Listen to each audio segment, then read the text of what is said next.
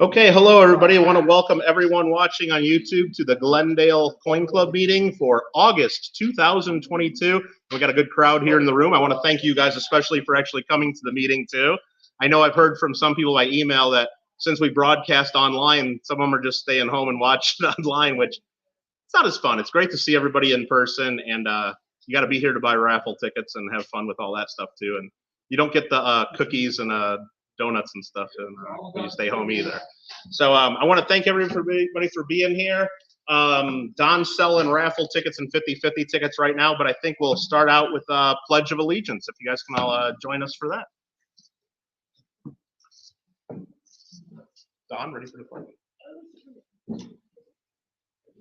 I pledge allegiance to the flag of the United States of America and to the republic for which it stands, one nation, under God, indivisible, with liberty and justice for all. Thank you. Thank you. All right. Set our flag to the side there.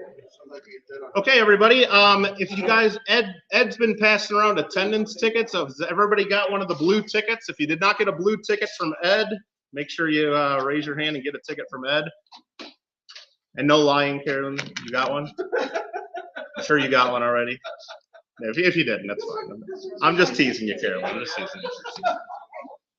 So Ed will be drawing that attendance prize as soon as he tells me he's ready. Again, 50/50 prize we'll be doing shortly too. So last call if you want to get in on that. See Don. I guess some other announcements. Dues, if you haven't taken care of your club dues, you can see me for that. And we'll make sure you guys get your dues paid. Got to buy lots of raffle tickets. Last month, attendance was down quite a bit, and we didn't really sell nearly as many raffle tickets as we usually do. And it's okay if it happens one month here and there, but if it continues to happen, we're going to have to talk about how much prizes we put in the raffle each month, because club probably doesn't want to lose 100 or 150 every month on raffle sales. We don't have to make money on it. That's not what it's all about. But we can't be losing money consistently. So. Don, once everybody buys tickets, Don will let us know about how many tickets we sold, and if we didn't sell enough, I'll let you guys all know for sure. But that means there's better chance to win too if less people buy. So it'll be a good incentive to buy more tickets at that point. All right. Other announcements. October 23rd coming up is our club coin show in Van Nuys.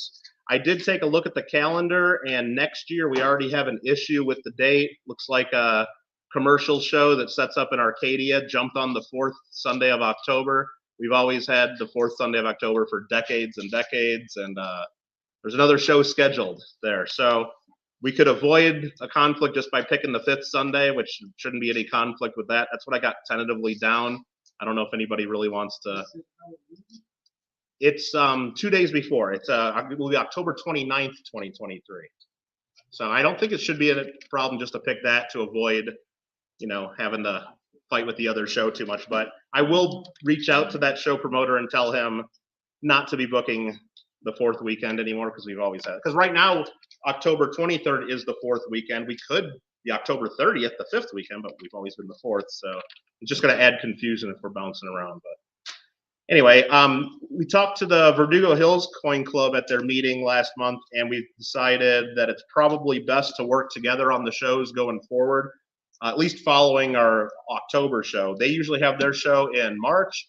We have our show in October, both at the same place, mostly the same dealers, same kind of deal, a lot of the same club members, and it would just be a lot easier for both clubs to work together and do the shows together and split everything 50/50. So I think starting in 2023, that's the way that's going to be. When I go ahead and print up the postcards and get everything for advertising this current show, I'll have the show dates on there. I think we still need to talk to Verdugo Hills Club and iron out exactly what we're going to call the show. Are we still just going to call it the Glendale Coin Show and just invite Verdugo to join us? Or do they probably want it to be the Glendale Verdugo? I don't know what we're going to call it. I don't really care. But I'm sure some people do care, so we need to iron out exactly how we'll advertise that and who's going to be in charge of what. But as of right now, though, we'll be advertising the dates together, and hopefully that helps everybody out. And hopefully having one Gorse application and one map of where the dealers' tables are will kind of get rid of a lot of the confusion we have at those Van Nuys shows. So anyway, just some information on that. Yeah, for those of you, if anybody wants a Bourse application for the Glendale show in October, I have those available, and I don't have anything ready for the 2023 application yet. But just note that the fees have definitely increased. We had our table fee at like $110 a table for years and years and years. Everything's gone up in value except silver and gold, of course. But everything's gone up in value the last few years. I mean, we have to pay a lot more for the rental right now. We have to pay more for security. So Verdugo decided that they're going to go to $150 per table and then $250 if you get 2 tables. So I'm going to give the dealers that get 2 tables a real good deal. And figured we'll just do the same at Glendale. And that's about what it averages out to be. Is it gets an extra $40 from each dealer being there, and that helps cover the extra rent and security, and we're still way cheaper than a lot of competing shows, so I don't see that being any issue getting dealers. So, all right, anybody else have any other questions about the show, or anybody else have any other announcements? Any other announcements? I mean, I'll go over upcoming shows. I know. Just a reminder, August 26th through 28th was the Golden State Coin Show in Arcadia. That show's been canceled. The Las Vegas show booked on our dates and stole all our dealers, so can't do a show. August 21st. August 21st is Gardena Gardena Coin Show. Sunday show in Gardena on August 21st. Okay, that's a Sunday. Yes. The next big show around here will be September 17th, 18th in Buena Park. It's a good show to go to. If you don't go to that one, go to Long Beach 2 weeks after that, September 29th through October 1st. And then, of course, our show is October 23rd, Van Nuys Glendale Coin Club show. Richard's handing me some flyers here. Your next one is not until December, Richard? December 11th. Right there, I'll put that under the camera there. December 11th, 2022. Future shows to be announced. Future shows. Let us know as soon as you get if you have the dates available, and we'll advertise those for you. And then here's the flyer for the Buena Park show if anybody's interested in that. September 17th, September 18th. It looks like future dates are March 11th and 12th, 2023, and June 17th, 18th, 2023. All right. Very, very good. Anybody else have any other announcements? Anything to bring up other than Ed picking the attendance prize and then Don picking a 50-50 winner? Ed, everybody got a blue ticket, correct? There's 22 people. In here. 22. Okay, 22. 1 out of 22. Here goes the first. Here it is. There it is. I didn't even see it. The winner is 096. It's not me. 887. It's a 50 cents piece. 1967, 40% silver. Kennedy had doing 887. 887 is the last three. 902 you said? Check me what? I didn't get a ticket. I didn't get a ticket, so I can't. Did somebody already leave? No, nobody left. 889, right? 887. 887, it's not ending. 887. It's somebody in this room. I nobody left. Not a good start. What do we got here? Find your blue ticket. 887. He's getting over. All right, we found the winner. We found the winner. Please come up here and fill your name here. He's getting over it. Okay. Are these extras for? Can you borrow the pen? Yeah, it should Okay. be GG's of Okay, good. All right, and then Don, you ready to do a 50-50 winner? Yes, I am. All right, these are green tickets. If you bought green tickets, 50-50. It wasn't mine, Green Go. It wasn't mine. It was somebody else. I checked mine right away, believe me. And the 50-50, we got $80, so somebody's getting 40. So 40 to the club and 40 to the winner. Check your green tickets. Thanks everybody for participating in the 50-50. That's $40 to the club. That's going to pay for refreshments and pays for this streaming thing that we do. To do this online, that costs us what, $25 a month or something like that. So that helps out. Much appreciated. Did you buy a ticket? I didn't buy a ticket. Yep, let Ed pick because he didn't buy a ticket. I didn't either. All Here right. it is. Right there. Put it right on the lamp. So okay, good. All right. The winner for the 50-50 is 583806. Not me. Oh, 3806. it's right here.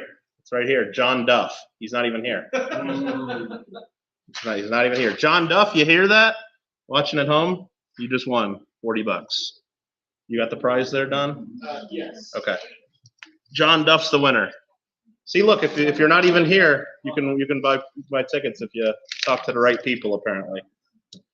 All right, everybody. It is time to go into our program, and we are lucky to have Mr. Gregg Bercovitz do our program tonight. So I'm going to go ahead and add Greg. Wait. Hello, Greg. I just got Hello. a text from Mr. John Duff. Oh, you got a tell? Donated $40 to the club. So he's donated that back to the club. Well, thank you, Mr. Duff. Thank you very much. Now I can introduce Greg. Thanks again, Tom. Greg's going to be doing a program for us tonight entitled National Banknotes Coming to a Town Near You. It's the story of American history told through its currency. And he says people dream about it and write songs about it and fight over it and struggled for the lack of it in our history and having too much of it. And yeah, it's an intriguing story of history seen through our paper currency. Really sounds like an excellent presentation. We've had Greg speak to us in person and here through the online meetings as well. Always does an excellent job, very knowledgeable about pretty much anything printed on paper there for sure. And yeah, Greg, I'll turn it over to you. Thank you very much. All right. Then let me go ahead and share my screen. Okay, I'll go ahead and pull that up as soon as I see you pop it up. Hold on.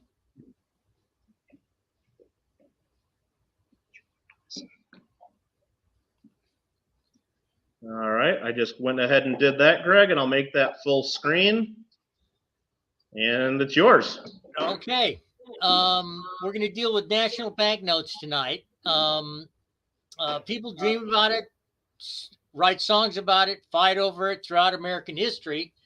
Our country has struggled for the lack of it or far too much of it, from continentals issued to finance the American Revolution to Confederate currency backed by cotton to today's Federal Reserve notes backed only by the good faith of the U.S. government. The story of American history is told through its currency.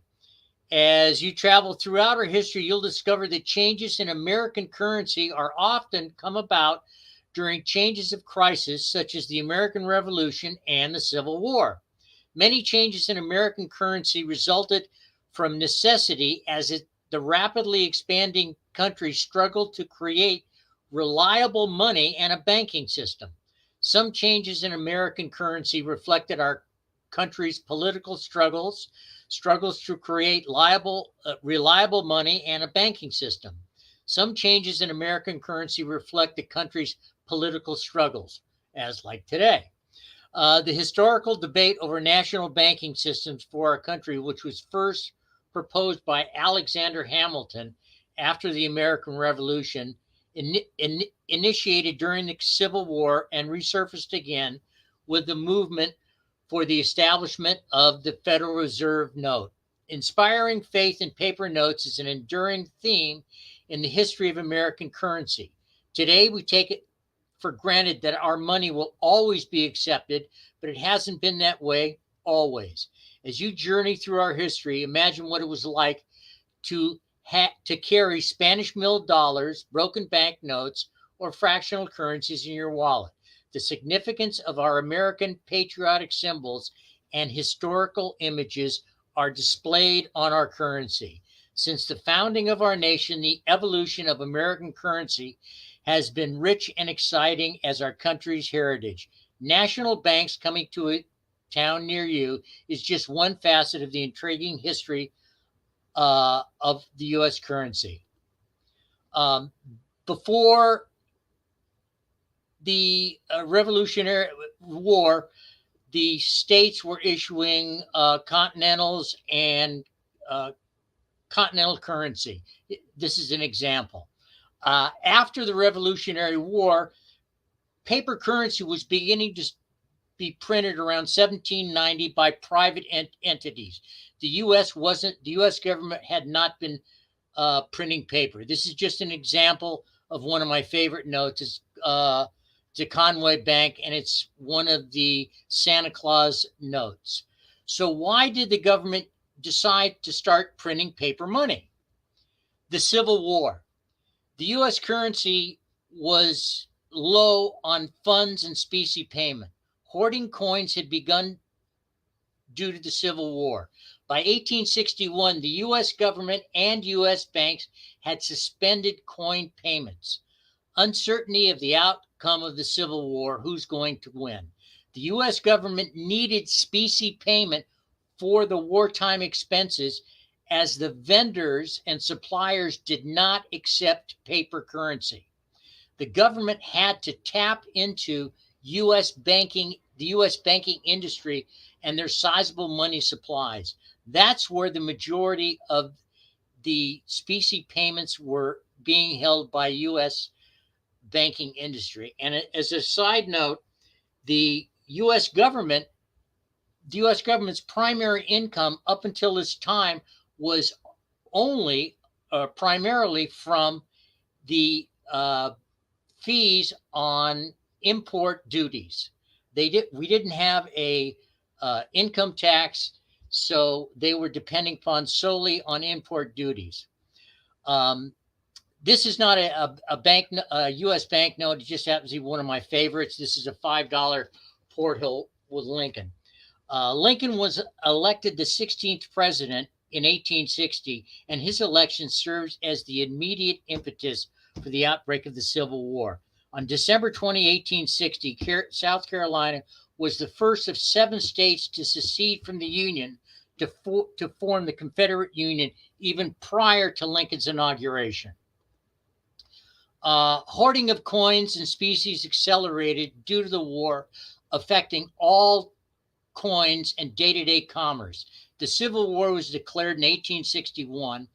In December 1861, the U.S. government and U.S. banks suspended specie payment. In order to deal with this problem, Congress passed acts starting in 1861 authoring various types of financial paper. Here's an example of an interest-bearing 3-year note issued in 1861, and it gave 7 3/4% interest. I wish I could find something today that would pay that much. The national banknotes form the most extensive and plentiful series of the U.S. federal paper currency. The notes were issued starting 1863, and at its peak, over 12,000 banks in the U.S. and U.S. territories issued many different denominations. These notes came into being by the passage of the National Banking Act in 1863. By these terms, the government was able to grant federal charters to banks, which were then allowed to issue their own notes printed by the Treasury, but only up to 90% of the par value. These national banknotes, although issued by individual banks, are nonetheless conventional banknotes, fully negotiable. In 1861, Senator Sherman, brother to General Sherman, with his background in finance, realized that the banks could be a great asset in the effort. At this time, as mentioned earlier, most of the banks issued their own currency. Sherman envisioned a national currency to be issued backed by interest-bearing notes. Sherman felt that the bank bond currency was far more preferable to the limitless issue of paper money without backing, such as the legal tender notes that were being issued.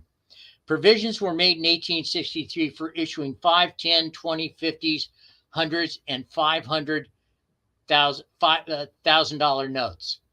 A secondary act in 1864 provided for the 1, 2, and 3 notes, although the 3 notes were never issued. State banks were not forced to convert, but were just given the opportunity to provide to join, provided they were in sound financial condition. as an incentive, and I use that term lightly, a later act passed in 1865 imposed a 10% tax on the notes of state banks and other financial institutions to take effect in 1866. Similar to state taxes, this effectively forced all non-federal currency circulation. It also encouraged banks to join the national banking system. Now, to get to the meat of the matter, there are 3 different charter periods for large-sized notes. The first charter period, which was the original 1875 issues, which were issued from 1863 to 1902. The second charters were the first issue Brownbacks, and the second issue Datebacks, and the third issue Valuebacks, all issued from 1882 to 1902. The third charter had the first issue Red Seals, the second issue Dated Backs, and the third issue Plain Backs, notes issued from 1902 to 1922. Now, this first note is an example of an original charter, $1 bill. And to start out, it's confusing. This bank is issued on the Montague National Bank of California, Missouri. There is a town in Missouri that is called California. The layout of national bank notes, the first charter, will be red seal, red serial numbers, and the denominations. It'll tell you the city and state of the bank issuing it, this being the Montague National Bank, California, Missouri. You'll notice that there are 2 serial numbers on the national bank notes. The first number, 1492, which is the smaller number, is the serial number issued for the bank $1 notes. The larger serial number is the serial number given to the note that is for all of the national bank notes using this layout and the $1 bill. You'll see it'll have handwritten signatures here, this being the cashier of the bank, and this one on the right being the president of the bank, and running up sideways, which is printed, which is the Registrar of the Treasury and the Treasurer of the United States. The Treasurer of the Treasury was the fact that we still didn't have the Secretary of the Treasury. The backs will have backs like this with a vignette, and this back happens to be the landing of the Pilgrims, and generally this will be the state seal. This is the $1 bill of original issue. The original and 1875 issues are very much alike, with the exception that the 1875 issues, some of them will have black serial numbers. Here we have a $2 original issue, and this is also on the same bank, Montague, California. It's a $2 bill. You can see the 2 serial numbers, the red seal. An interesting side comment is that paper money collectors love slangs or nicknames, and this is a famous nickname note, and it is called the Lazy Two or the Lazy Deuce. The allegorical figure here is women holding a flag, and it's that simple. And the back vignette is Sir Walter Raleigh in England, exhibiting or presenting corn and smoking tobacco from the Americas. Here we have a $5 original issue. from the Tradesmen's National Bank in the city of New York from the state of New York. The vignette on the left is Columbus sighting land. And on the right, this vignette is Indian Princess, or some people will call it Pocahontas, being presented to the New World. You will also see all the early notes are hand signed. All the notes were shipped off to the bank and were literally hand signed by the cashier and the president. The back of this note is the landing of Columbus. And this is the New York Shield, the state of New York shields for the state of New York. Here we have a $5 original charter. This is an interesting note because it is from the National Bank of Colorado, from the territory of Colorado. These are this was obviously before Colorado became a state, but because territories were part of the United States, the banks were allowed to issue currency. And once again, the vignette here is Franklin and his son doing their electricity experiment. And the vignette on the right is Lady Liberty soaring on an eagle clutching lightning in her hand. And I'm assuming that has something to do with progress and progress.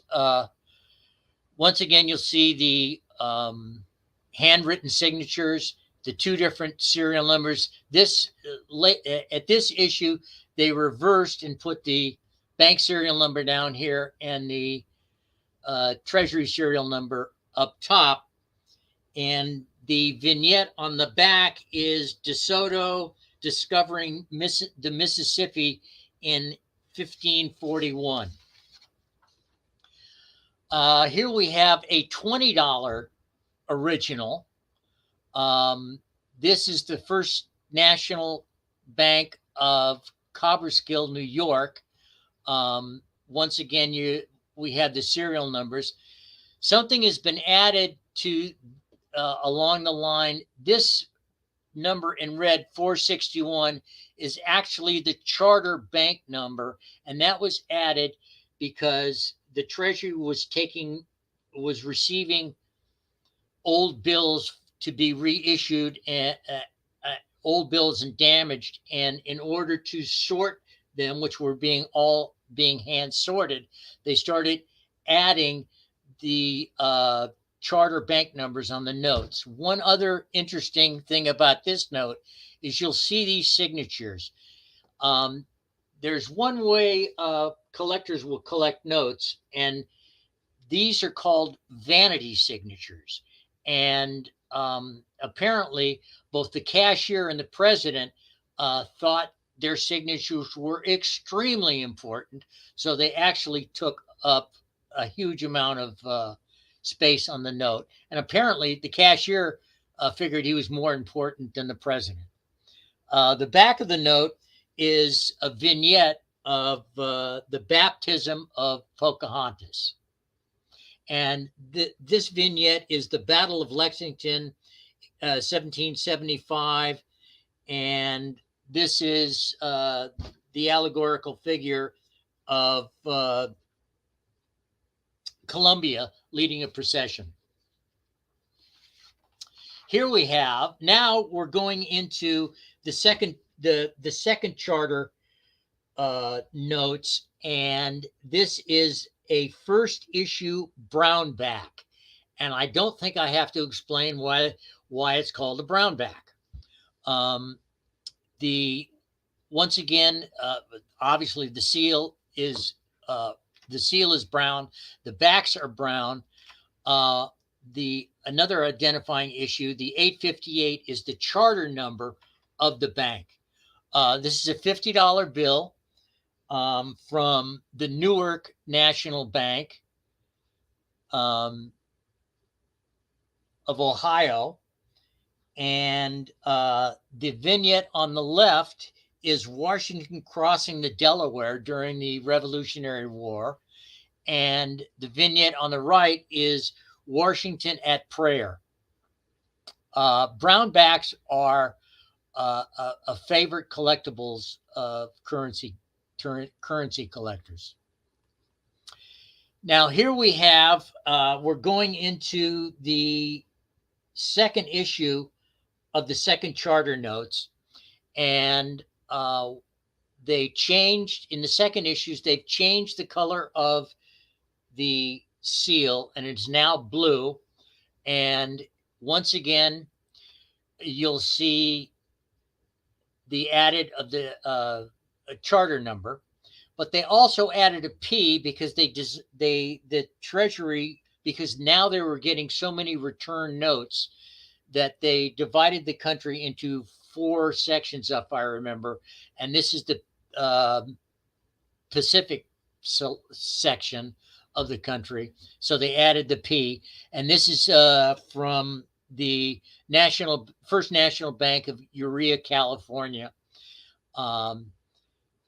This is, it's $100 bill, obviously.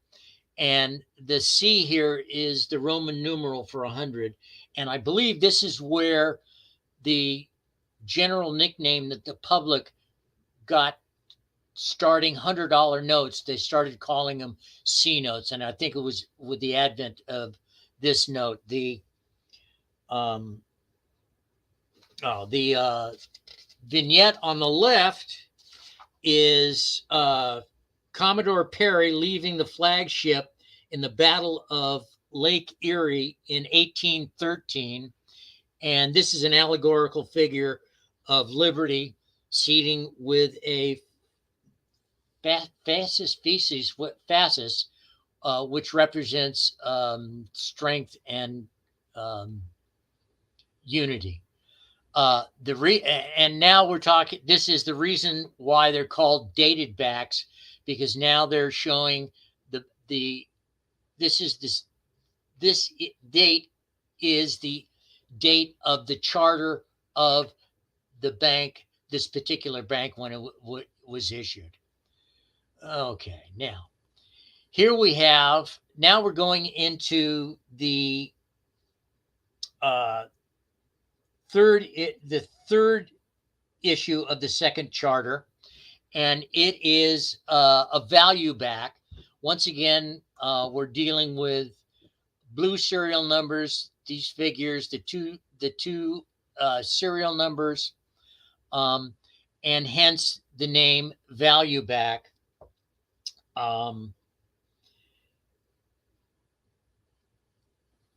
Value back, excuse me. And this is James Garfield, the assistant president, the president of the United States, who was assassinated 7 months after elected in 1881. These are second charter, third issue value back notes. Now on to, this is the third issue, which are red seals, and basically it's laid out the same. This is another example of vanity signature. Vanity signature. This the president of this bank really considered himself to be extremely important. And the backs are now reverting to vignettes, and this is the landing of the pyramids, which we had seen before. Okay, now we're looking at, this is the third charter, first issue. Oops, excuse me. Yeah, it's a value back. I mean, a dated back, excuse me. And it has William McKinley as the president. He was the 35th president, and he was assassinated at the Pan American Expo in Buffalo, New York in 1901. The vignette back here is to signifying the ocean transportation and ocean shipping. Now here we have the third charter, second issue date. Excuse me. Whoops, I'm back. I'm off. Excuse me. Let me back up for a second. There we go. This is the Plainback series, and this is Hugh McCullough, comptroller of the United States currency from 1863 to 1865. He was also Secretary of the Treasury from 1865 to 1869, and from 1884 to 1885. He was a very busy guy, and I'm assuming that's why he ended up on one of the bills. And this is the data. Oops, excuse me. Hold on. This is the third charter. Yeah, third charter plainbacks issued from 1902 to 1922. And this is a scene from the Capitol. Now, national banknotes, this will just give you an idea of the layout. Typical banknote has security clause, the Treasury signatures, the Treasury seal number, which is the larger one. This little sign here is the plate position number on the printing. This is the global geographic letter for sorting at the Treasury, the charter number for sorting at the Treasury seal. You'll see a date on these bills, and it is not the series date. It is actually the date that the particular plate was printed. You have banking signatures, the title of the bank, and then the bank serial number.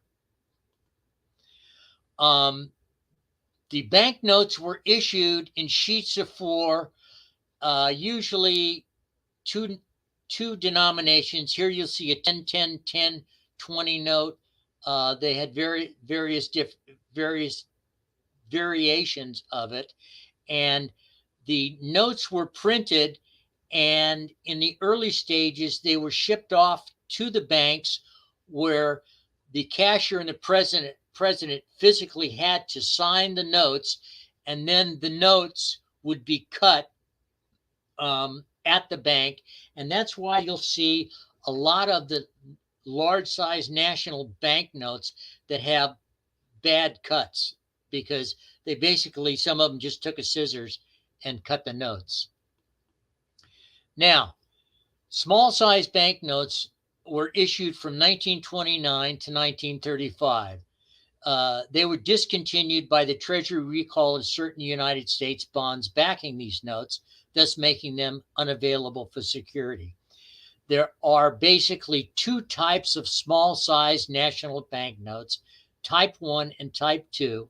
And the only major distinction between the two is that a second charter note was added to the type 2. We're looking at a type 2. You can see that it is familiar looking in terms of the basic obverse design to notes of today, except that it used brown inking for the seal and serial numbers. Here is your original. Here is the one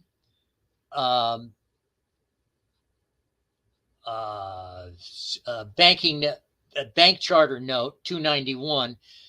This is a type 2 where they've actually added the second charter number in brown. The first, if this were a type 1, you would not have the second note. There are any number of ways to collect national banknotes. You can you can collect them by city. Here's Pasadena, California. If you're into wine, you can collect Napa Valley. Here's Beverly Hills note. Here's one of my favorites. It's Cleveland, Ohio, but this is the Brotherhood of the Locomotive Engineers Cooperative National Bank of Cleveland, Ohio. And what's interesting about this is the longest title on a national banknote, large or small. It's one of my favorites.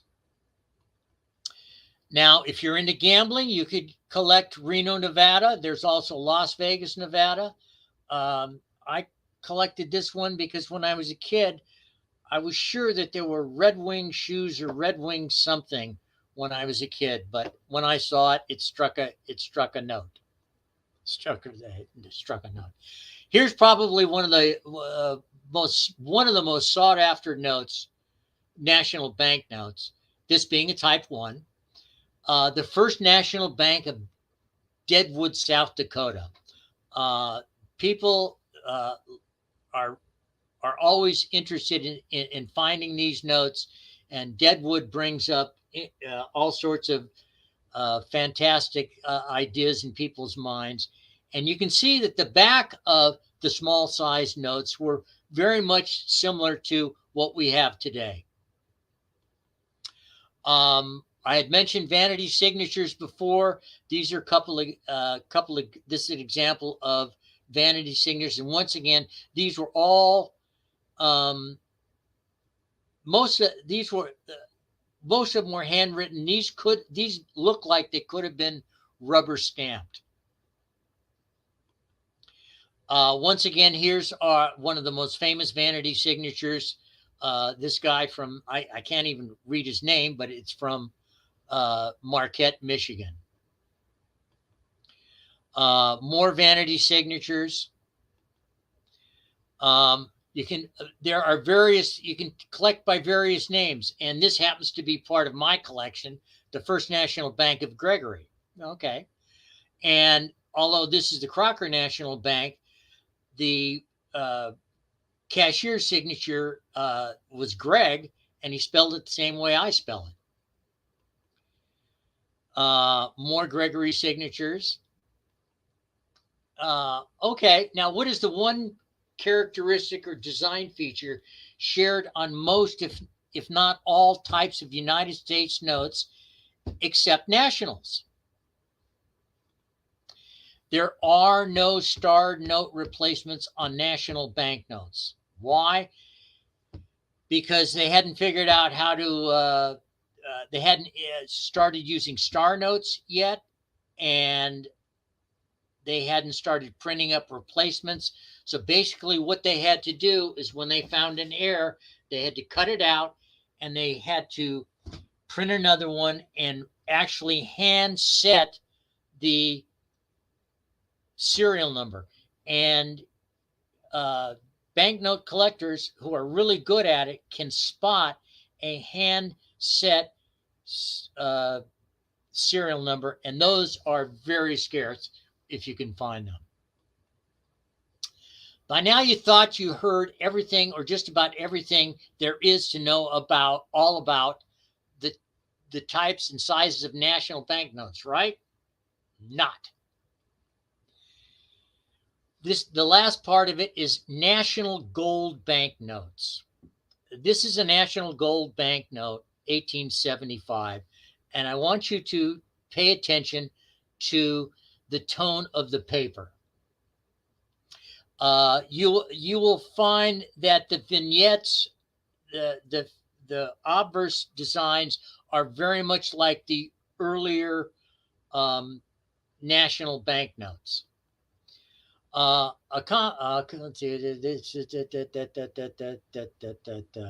Anyway, national banknotes. Let me go back here for a second. National banknotes. This is a 40. This is probably one of the best preserved or highest graded national bank gold notes around, because they're highly circulated. The paper remains bright. Okay. That note was estimated to $80,000. That was back in 2012. Excuse me. National gold. This is the back of a national gold note. National gold banknote currencies of California were issued in 1880s. There were 10 national gold bank notes, 9 of California and 1 in Boston. And the interesting thing about the back of the national gold bank notes is this is a photograph of gold coins. This is the only note that uses photographic representations on a note.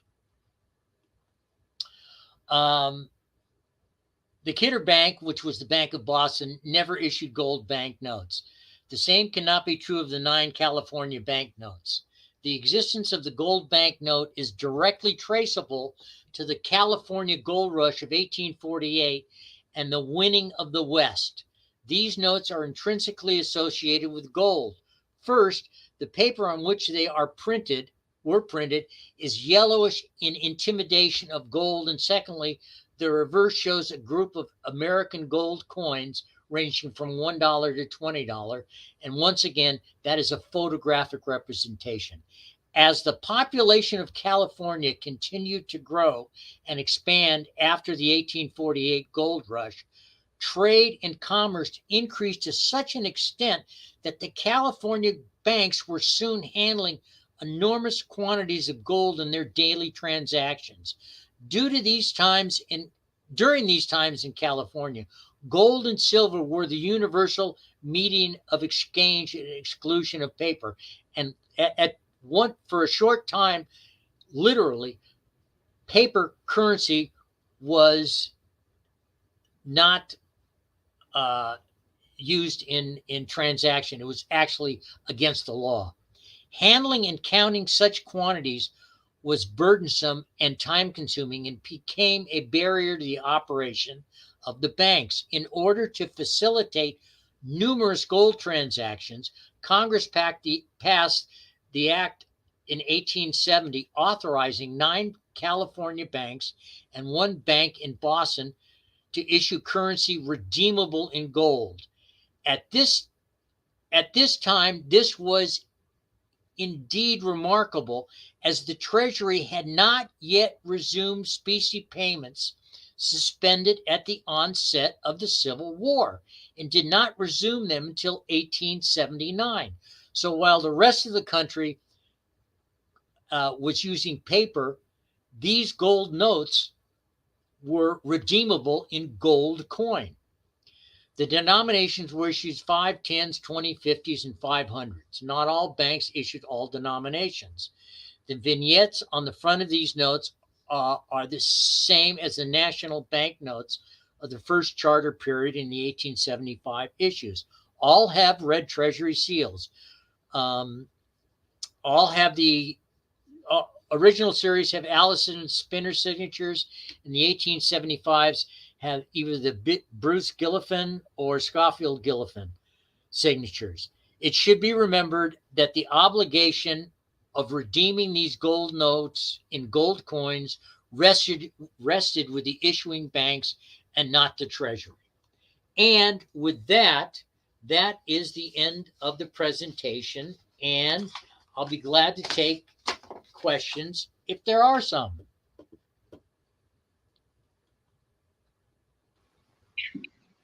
Okay, thank you very much, Greg. Remove your screen there. All right. Thank you very much. That was great. Okay. Anybody in here have any questions? Carolyn has a question. Yeah, what is a charter and who issued it and what does it do? You hear that, Greg? What is a charter? Who issued it? And what does it do? Okay, you can hear me, right? Yep. Okay.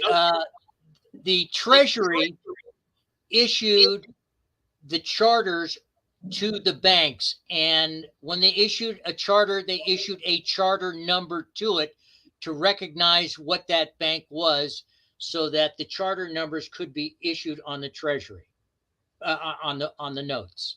And it was, like I said, it was issued by the Treasury Department. Okay. One of the viewers online wants to know, how rare are those gold notes? And I'm guessing by the price you showed of the one, and from being in the tens of thousands and 10 years ago, it's probably pretty rare. They are extremely rare. they when they are found, well, first of all, you will not find any notes from the Kidder Bank, which was Boston, because they never issued it.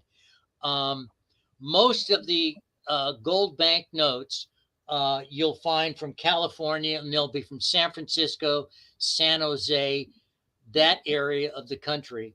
And when you find them, they will be extremely worn. If you find a very good note, that's probably average.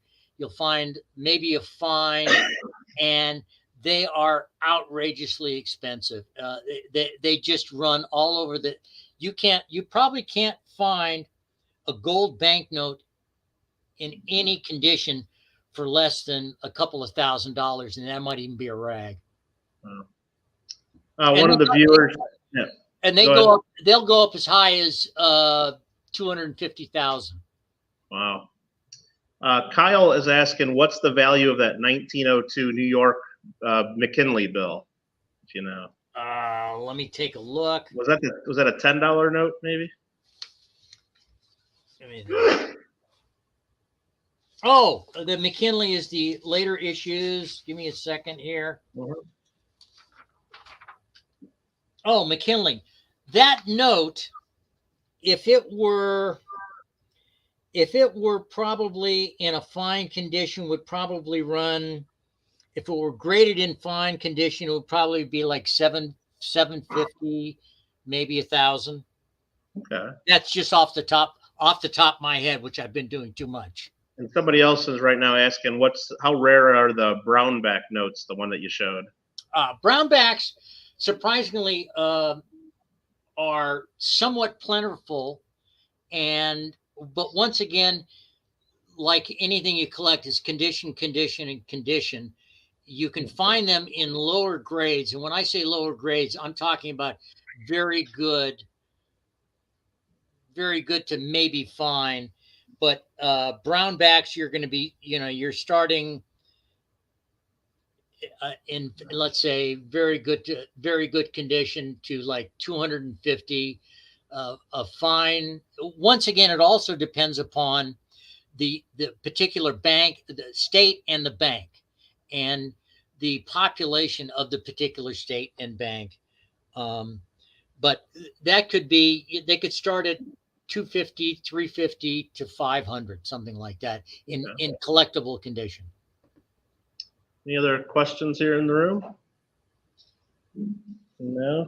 We've got one more viewer online asking, besides that gold note, what's your favorite one that you showed, Greg?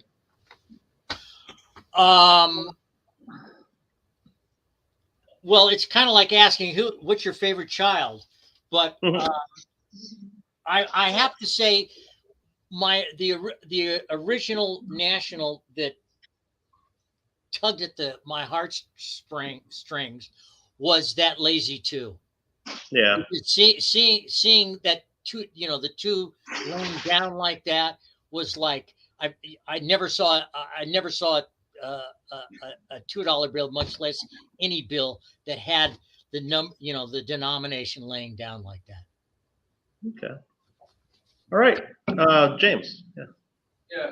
One of the things I just wanted to add something, because I actually took a class on these at the summer seminar a few years back, and a very common theme you'll encounter with national banknotes is you can find a registry of all the banks that issued them, and there are a lot of them that there are no specimens known, and there are more that you can count the number of specimens known from that bank on one hand and still have fingers left over. So there some are, there's a lot of rarity. Yeah. The coolest one was the one from Hawaii, the Honolulu National Bank. Hawaii is the rarest state. Well, first of all, you're exactly right, because there were, like I said, there were over 12,000 banks, okay, in the system, and they were a lot of them were just literally the only bank within 500 square miles or something like that, and they could be very small banks, and they would have a very small issue population. In other words, they didn't issue a lot of notes, and they and because it was a small population, the notes were highly circulated and ended up in very poor condition. Okay. And secondly, one of the things that I forgot to mention is that not only were there state issues, but there were territory issues. And I should have noted during the presentation, there were territories for there was they issued we saw the territory of Hawaii. They issued territory notes for the Indian territories, for the Oklahoma territories, for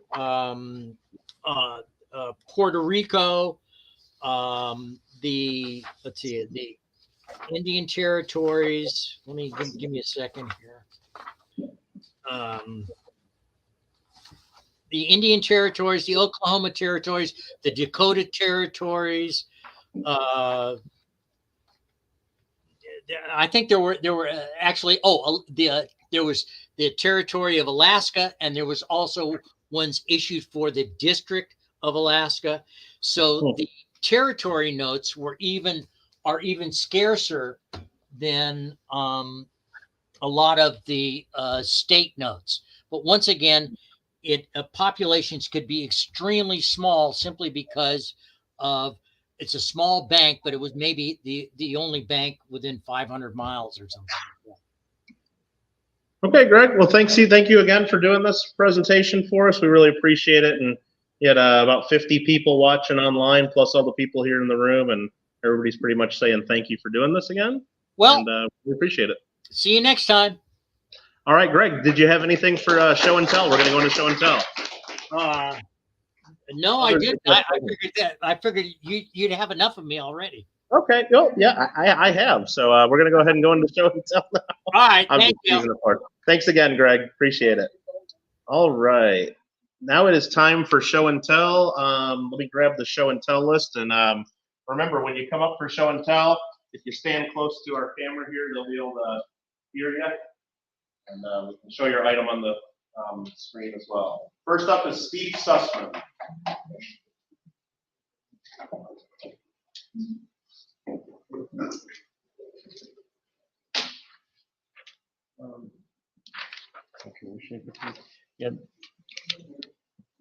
Got to keep show and tell short too, Steve. I see you got a big pile of stuff here. There's got to be a minute or so. Got to be a minute or so. Just everybody in it. Well, got to be about a minute. I just have two sets of things. It's not super exciting, really, but these are moderns. This is the Bicentennial Set, and what's interesting about them is, I mean, they're the silver MS68. So there's only 11 across the three coins. There's only 11 MS69s. And what's interesting about these is since 2005, two of them, the Ike and the quarter, have decreased in value by like 30 to 40%. It just decreased. The Kennedy has gone up. There's about 800 Kennedy that are MS68, like about 1,300 to 1,700 of the other two. The other thing is one sold on eBay in June for like $400, but the CDN is $510. So actually, they're selling for less than the CDN. It's not. It's just an example of something where I would think would be worth a lot because they're the bicentennial and all this, and they're beautiful coins in a way. They've got the Liberty Bell and Independence Hall and all that on the reverse, but they're not. It's not. It's just. It raises kind of the question of demand of supply and demand, and why is it that these there were 11 million of each that were minted, so these are rare in a way. But I'm just learning. So that was one thing I wanted to show. Okay, great. The other thing I wanted to show, which is real quick, is also not particularly exciting, but I liked it. It's just I got the 1/10 ounce fractional gold of one's an NGC, one's PCGS. They're both MS70s. The main thing is one is 2017 with the old reverse, and the other one has the new reverse. There's been some YouTubers showing on that. I just got the new one today, and I just think that, you know, the reverses. I don't know, which one do you like more, the old reverse or the new reverse? I actually kind of like the new reverse. If you look at it, the details on Google, it's just strange. But that's it. Nothing, you know. All right. Goodbye. Thanks, Steve. Appreciate it. Ed, you're next. You can put the stuff up there if you want to have everybody look at show and tell later on that table over there. Yep. Ed, you're next.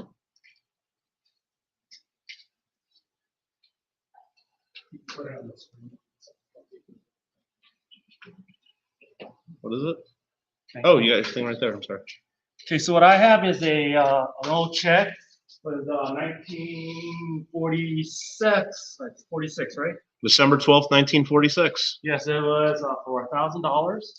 It's never been cashed, but somebody told me probably they got a replacement or not. It's been sitting in somebody's wallet because it looks like it's been double folded. So it was to be cashed in Hong Kong. So at the present amount, $1,000 only worth $128.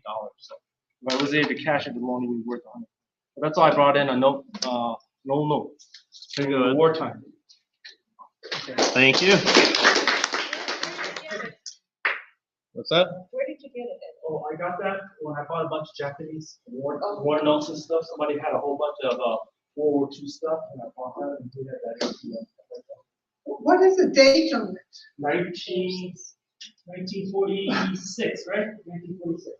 46? Yeah, so that during that time, it's just the war's over in Yeah. that country. That people need cash, need money at that time. So it was sent from an LA bank, to California bank, and it was directed into Hong Kong. And so those people, convert the money. This is how you transfer money from one bank to another. Thanks, Ed. Next up's Nick Ruley.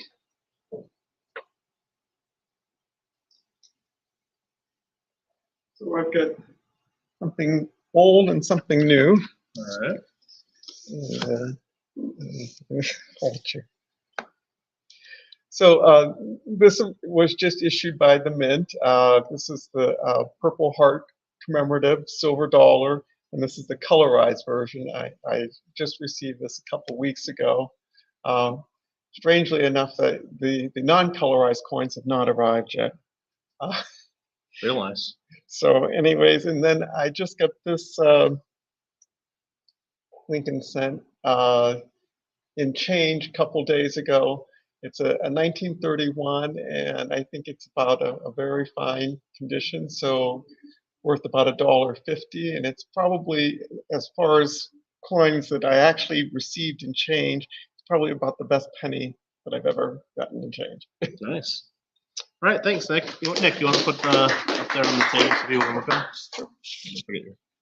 Thanks, Nick. Brian, you're next.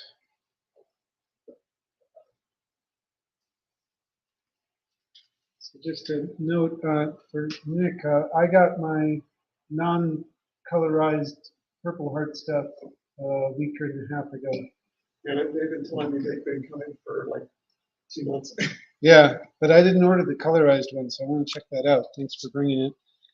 I brought in the 2021 reverse proof Silver Eagles. I realized they came in when we weren't having club meetings, and so I didn't get to show them off then. They were really hard to get. You know, the Mint sells out of these things like instantly, but I suffered through 40 minutes of cursor hell and won the prize. They went up dramatically in value, like on the aftermarket immediately afterward, but I think it's already crashed. I looked it up, and they're only $299 or something. Yeah, I haven't kept up with it. I just know that people had to fight to get them, so the prices went up right away. Yeah, but I think it's relaxed now. They made 125,000 of them, so I don't think they'll be worth much more. But it is a cool set though, with both of the designs. I did buy them mainly because I like them. Yeah, they're both of the old design and the new design together in a set. All right, thanks, Brian. Next up, Matthew.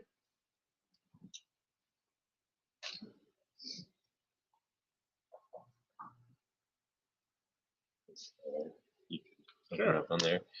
So this is the Library of Coins album I got a couple years ago over COVID when I was trading coins on Numista, and I'm just filling it with all the Canadian large cents and a couple of small cents. But I just really like the big pennies. They're pretty funny. Just to have like coins worth that little but that big. But yeah. So just most of them are pretty circulated examples, but the ones right here, the 1916 through 1920. I got those last year at Universal Coin Galleries, and they have really nice toning on them. They're MS, so I'm pretty happy with those.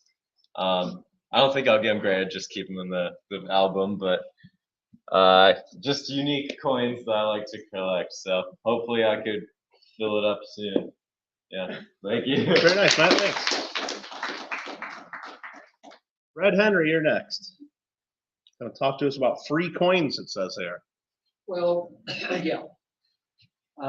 Been having trouble with my voice lately, but Judy just reminded me I got to speak up. So if you can't hear me, say so, and I'll try to make it louder. But anyway, these coins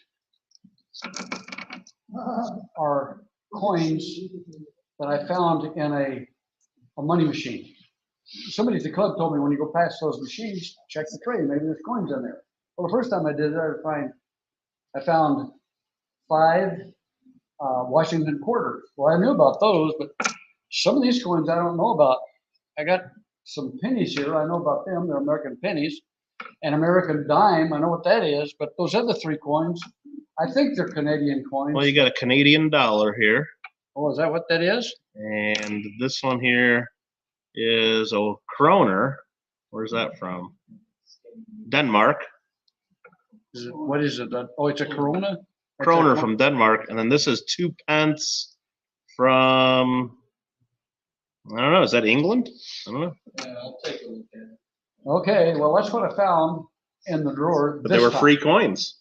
So I haven't done too bad checking those machines. You know what to do with the 13 cents at least. You know, that's good. Well, yeah, with the 13 cents, you never can tell what that'll buy. No, well, Stick it go. All right, here you go, Red. Thanks for sharing that, Red. okay. Keep looking, find some more. I think I will. You gotta wait for someone to put some gold coins through the machine before you go there. All right, next up is James.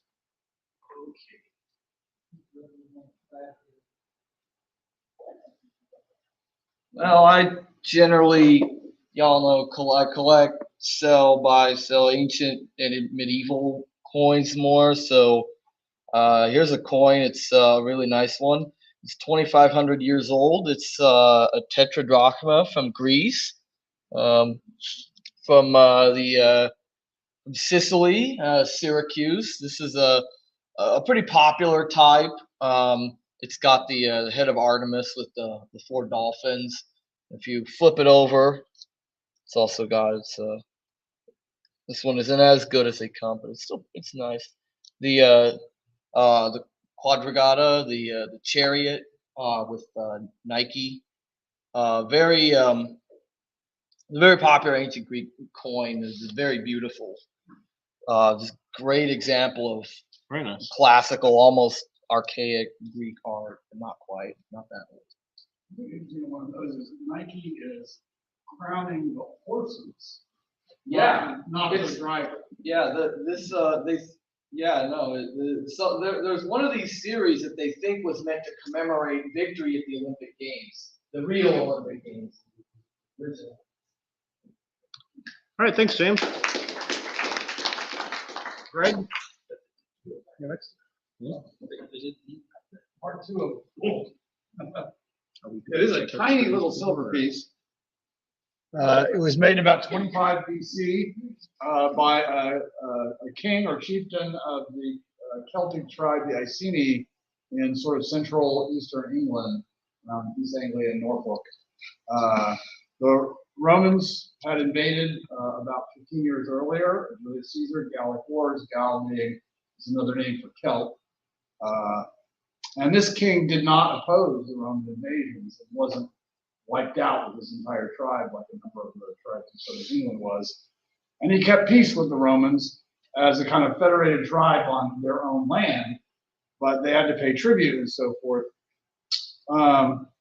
About 50 years later, the Romans were kind of giving him a bad time, and they killed the king. His name is on it, actually. His name was Antidorius or something, right? Anyway, this is the tribe that the wife of the dead king in 69, Boudica, revolted against the Romans. Great story of free Britain or whatever. Anyway, it's about a little over 2,000 years old, the Roman conquest of. That's it, right? We'll put that up over there with the rest of them. Thank you. Appreciate it. Next up is Phil Iverson.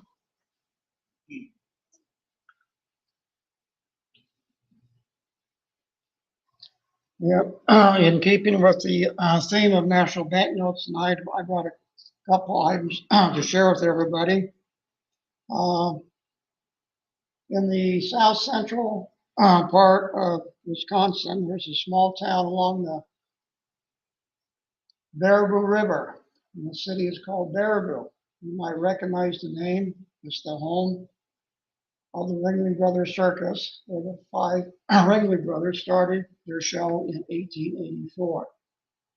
I have 2 small notes here. One is a $10 and one is a $20 note. These are small size type 1s, dated 1929.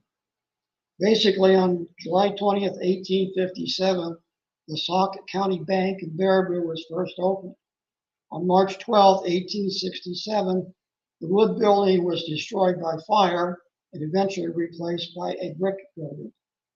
On March 31st, 1873, it was assumed by the First National Bank of Baraboo. Later in 1880, it surrendered its national charter and then became just the Bank of Baraboo. So this is the in-between. This is the First National Bank of Baraboo. This one is graded very fine. It has its charter number 3609. Serial number is 0000428. The second one is the $10 note. This also has a charter number, and like I say, as Greg said, they're done in brown. This is number 4448, and it's signed by the cashier and the bank president, and very similar in design, just different denominations. I have large size notes, and if I can find those in some foreseeable future, I will go ahead and do a presentation on the Bank of Baraboo and related material that goes along with it. Very cool, Phil. Thank you very much. Richard's next.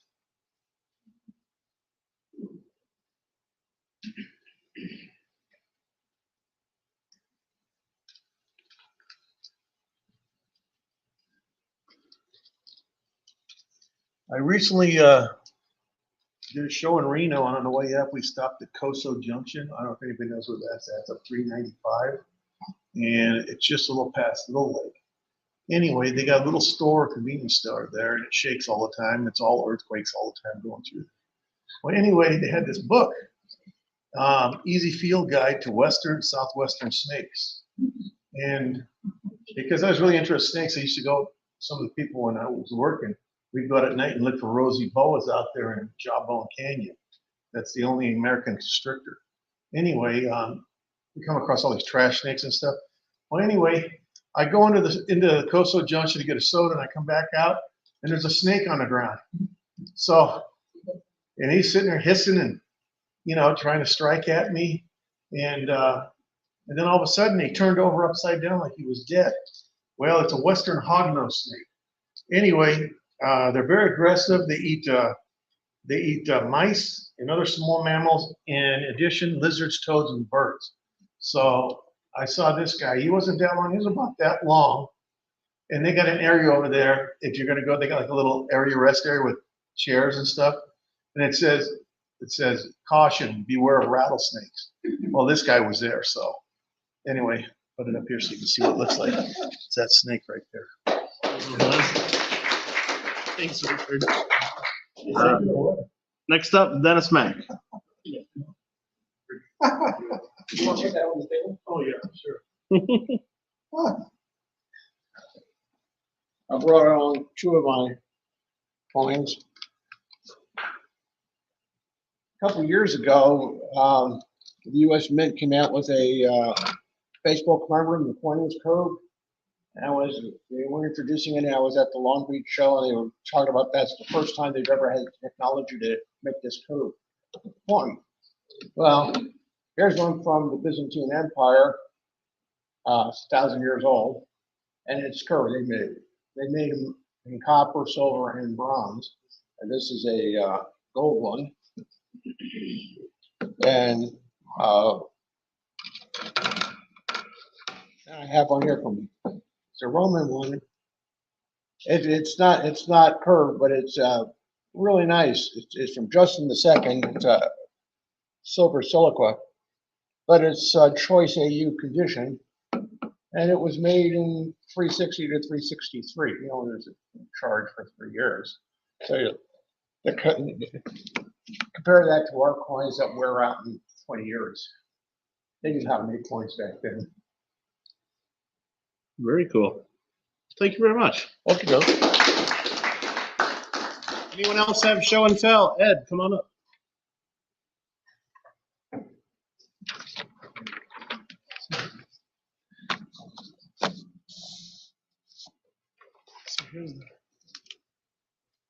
You can take it out if you want. That's okay. I was in a shop in the valley, and I happened to see this. I thought it was beautiful. It's the violinist, virtuoso violinist Isaac Stern, and on the back is Carnegie Hall. I thought I'd recognize it at the trapezoidal shape, but I just bought it. Went home, went through all my numismatists, and I found an article on it. I'll turn the pages if you want. That's fine. And there's different. It's they're made by the Jewish American Hall of Fame. They started making them in 1969. They're topical. Oh, thanks. So there's different ones. There's one of Einstein. There's one of George Gershwin, Levi Strauss, Cardozo, the lawyer, the Titanic. They started making them in 1969, and they make one every year. So this one was made in 1982. They're about 2.5 ounces of silver. I think they make gold and bronze also. Yep. And that's it. So That's I'll the guy who makes them right there. Yeah, Mel right, Wax. Mel Wax, right. So that's it. If you ever see him, you see design. I know I want the Gershwin. If I see the Gershwin at some point, I'm gonna get that. And then the Cardozo one's pretty cool. So Yeah, the Houdini ones. yeah. It's two pieces that go together. Yeah, the Houdini. It's like, Oh, really? kind of like a trick one. Yeah. Oh, cool. They're real Okay. cool. So Yeah, that's these are it. cool. That's it. I bet a lot of coin shops Thank you. melt those too. You've probably seen it. Thanks, Ed. Anyone else have a show and tell? Yes.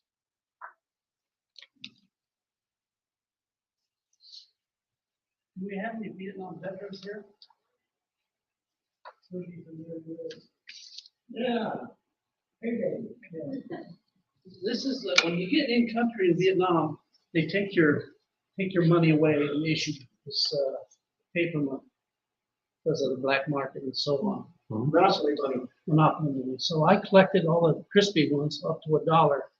I couldn't do the 5, 10, and 20 because when you only get paid $80 a month, I can't collect $20 bills and take them home. I needed every penny I could get.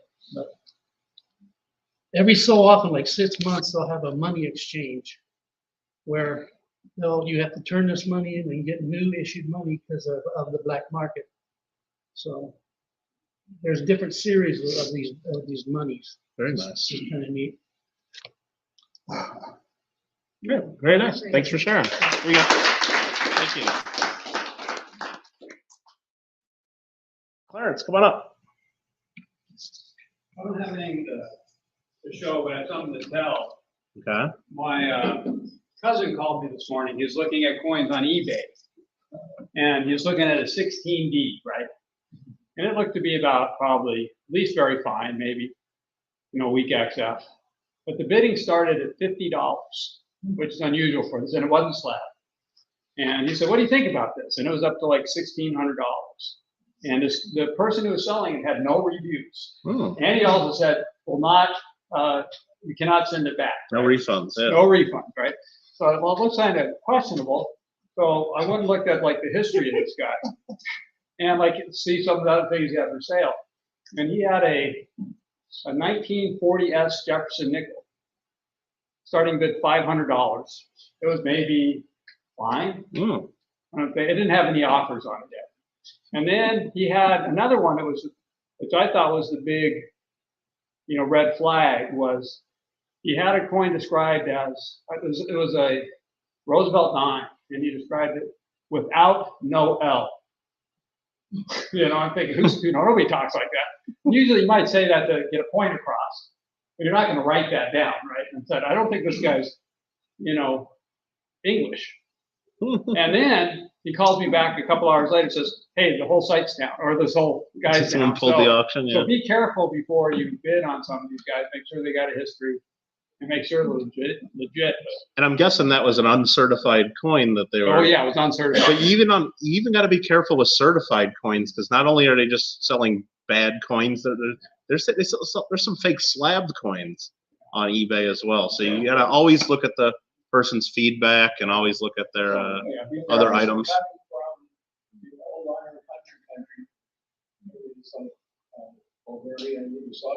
Yeah. About 95% of those are counterfeit. Ed? Some of the ancient coins that you get over there. Thanks, Clarence. Ed, yeah? I went to some seminars the counterfeit class, and they were bringing in Brian Silverman was teaching, and he said that the Chinese are actually like taunting him. They'll send him stuff that they're making just to show him. Yeah. This is what's coming in. This is what's in. They said they fill ballasts of ships. No. And the PCGS grading room, there are trays and trays and trays from the Hong Kong office, just virtually all counterfeit, and they're so well made. Yeah. Oh yeah, I get since people could, when they search for coins, my name comes up a lot because I'm a part-time dealer and I'm involved in the clubs. I get people sending me pictures of coins all the time, especially through Facebook, asking to sell me some coins, and they're obvious fakes. And I go, no, I don't buy fake coins. So, and then they start asking, well, why do you think it's fake? What do you think? And they want more input of and I don't help them at all. I go, no, it's just not fake. It's not for me, because it could be the counterfeiters themselves looking for more tips on what to fix and for their next version of it. And it's like, at first I used to try to help people, but then I'm like, I think I'm just helping these guys make better counterfeits. Yeah. Well, it's a fun thing to do, yeah. The coins are cool, Yeah. but the satisfaction is real. Anybody else have show and tell today? Don? No? I guess I'll go last here. You guys know Dan Card of Moonlight Mint does our Coin Club medals, and here's our membership card that has an image of our 2015 medal. I just recently acquired a couple others for other clubs he's done medals for. This one here is the 2013 medal in silver for the Sarasota, Florida Coin Club. He did a St. Gaudens $20 gold piece design. Really cool, really nicely done in silver. And then this here is the 2015, what one is this? Denver Coin Club 80th anniversary, kind of like the Peace Dollar design. And it's got the Denver Coin Club's logo on the reverse on that. So I just picked those up. And I wasn't planning on doing this for show and tell, but my friend Don Berry here just brought me these. These are some football cards from a guy named George Kittle for plays for the 49ers. And it says Kittle got game on these in a couple different versions. So those are kind of fun. And why are those special? they have different colors and different special ones. Yeah. Oh, So like one. oh, because they say Kittle got game on it. Yeah, So that's awesome. What's that reference to? That's the video game channel. Exactly. Oh, yeah. Got quite a few people. All right, that's it for show and tell. What we got now is we got a few giveaways we got to do. And if you guys remember at the end of the show and tell last month, we showed some items that were, some of these were donated to the club and some others were just things that we're going to use as giveaways. We're going to pick from people that left comments on the last month's Coin Club meeting. So if you haven't left a comment on last month's Coin Club meeting here on YouTube, you got about 1 minute left to do it. We got these 6 prizes to give away. And we also have prizes for next month too. There's a few of them in here. I'll just show. So if you leave a comment on this month's meeting after it becomes a video, you'll have a chance to win these. And everyone in here in the room had a chance. You got the last meeting's been up there for a little bit over a month now. So you got until I can pull up the video here and pick the winner. That's how long you got to get your comment in. So I got to figure out how to get to last month's here. I should have had this ready to go. So I got to go to my channel, and they can't see all this at home, I don't think. Maybe they can. Go to videos. I'll go to last month's Coin Club meeting right here. Got to watch an ad here. Let's see, St. Jude's. Everybody donate to St. Jude's. Okay, we'll skip that ad. We're going to go ahead and get the link from that video right there. Okay, I copied that. Now I got to go to, let's see, bookmarks. Where's the other bookmarks? Where is the YouTube random comment picker? There it is. Okay. So let's see if I can actually share this now. How am I going to do this? Share screen. And let's just go ahead and do it. How do I do this? There we go. We're sharing that. Now I can go back to this and go to the YouTube random comment picker. We're going to go ahead and pick some winners here. We're going to filter out duplicate users so people can't get in more than once. It wants to know 4 + 4. I think that's 8. We're going to get the comments. There's 33 people in for a chance to win these prizes. The first prize, let's see, is going to be this Bicentennial Kennedy Proof $50. And the winner of that one is Thomas Allen. Gonna pick another prize. This one's gonna be for, let's see, what's this one? You guys can't see the prize. I can only show one thing at a time. This is for the 1990 mint set. And that's Ed Quone. Can I claim now? You can claim that right now. You can come right up here and get that. He's in the room. That saves us shipping. Thanks, Ed. All right, what's the next prize? Next prize is going to be for an Andrew Jackson NGC presidential dollar. And the winner is Dad Learning Coins. I think he did win one, either last month or the month before. After that, we're going to give away a Donald Trump presidential round Commander-in-Chief colorized, probably not made of any precious metal, but the Donald Trump coin goes to Michael Thacker. Well, it works either way. If he's not, I'm sure he can find something to do with it. All right, the last, second to last one is a Walking Liberty silver coin. It's a 1/10 ounce silver round that was donated to our club. That's going to go to DTT. And the last one is a silver Austrian coin. It's a 10 shilling from, what year is this? 1970. An Austrian 10 shilling. And that goes to Dennis Rockland. We do know him, but he's not here tonight. But he must have been watching. He must have been watching. All right, thank you very much for that. We can go back to here. I can go to stop that. Perfect. All right, and I guess before we go, I guess I can show you the prizes you can get for next month if you feel left out and you didn't win anything there. Next month, we got here from the Littleton Coin Company, a first-year mint set of the 1979 PD&S Susan B. Anthony dollar, still in the packaging. Very cool. There's a silver Mercury dime. There are a couple of bicentennial medals in the first day cover. Here's one from 1975. Here's one from 1972. And then here's a dollar bill, and it's a Joseph W. Barr note, Series 63B, and it's also got a star for the serial number. So it's a star Barr note. So that's kind of fun. So if you want a chance to win any of those, as soon as we end this meeting in a couple minutes, at least the online part of it, that'll turn it, YouTube turns this into a video that you can watch, and you'll be able to leave comments there. We'll pick basically the same way next time. So with that, I want to thank, there's 52 people still watching. Thank you guys all for watching at home. Here in the room, we're going to go ahead and take our break. You still have time to get raffle tickets. You check out the show and tell items, lots of auction items. And yeah, for those of you guys watching at home, we'll see you next month. Thank you.